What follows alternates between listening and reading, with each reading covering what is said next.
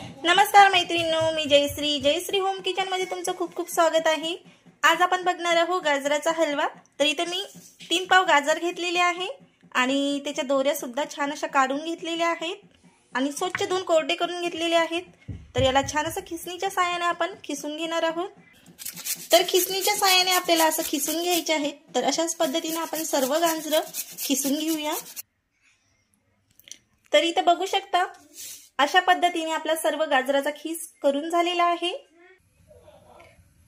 तर गाजराचा हलवा बनवण्यासाठी मी इथे 2 चमचे साजूक तूप घेतलेला आहे आणि ते विरघळून घ्यायचं आहे आपल्याला। तर हलव्यामध्ये घालण्यासाठी मी काही ड्रायफ्रूट घेतलेले आहेत। वेलची पावडर घेतलेली आहे, अर्धा वाटी सुका नारळाचा खीस घेतलेला आहे, काजू आणि बदाम घेतलेले आहेत। पूर्णपणे आपलं तूप विरघळलेलं आहे। तर यामध्ये आपण ड्रायफ्रूट घालून फ्राय करून घेऊया। वेलची पावडर आणि नारळाचा खीस।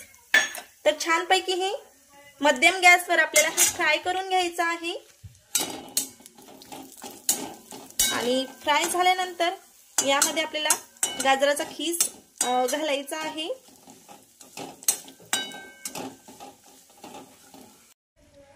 तर 1 ते 1.5 मिनिट आपला झालेला आहे आणि छानपैकी आपले ड्रायफ्रूट फ्राय झालेले आहेत। तर या स्टेजवर आपल्याला गाजराचा खीस घालायचा आहे। तर गाजराचा खीस घालून झालेला आहे। सारखं याला मऊ होईपर्यंत आपल्याला परतत राहायचं आहे।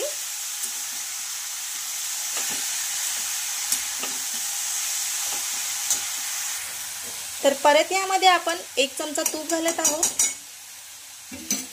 आणि छान याला मिक्स करून घ्यायचं आहे। तर आपलं मिश्रण छानपैकी मऊ होतच आहे। तर या स्टेजवर आपल्याला यामध्ये गोडीनुसार साखर घालायची आहे।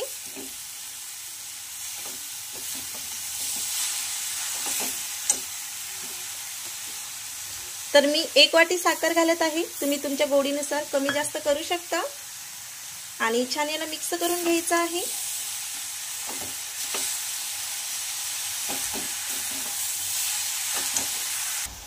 तर इथे बघू शकता पूर्णपणे आपली साखर सुद्धा मेल्ट झालेली आहे। तर या स्टेजवर आपल्याला यामध्ये घालायचं आहे दूध। तर दूध मी आधीच तापून थंड केलेलं होतं। तर या स्टेजवर आपण दूध घालूया। तर इथे 1 वाटी दूध घालत आहे मी आणि दूध छान असं घट्ट। तर दूध घट्टसर म्हशीचं घातलेलं आहे।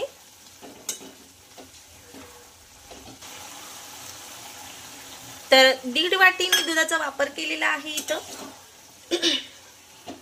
आणि छान हे मेल्ट करून घ्यायचं आहे आणि मीडियम गॅसवर आपल्याला 5 मिनिट हे शिजून घ्यायचं आहे हलवा।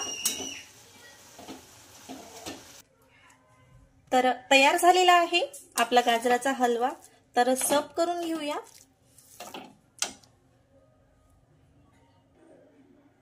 तर मग कशी वाटली तुम्हाला रेसिपी? लाईक करा आणि असेच माझे छान छान व्हिडिओ बघण्यासाठी चॅनलला सबस्क्राइब करा आणि रेसिपीज माझ्या आवडत असल्या तर नक्की सबस्क्राइब करा। असेच माझे छान छान व्हिडिओ बघत राहा।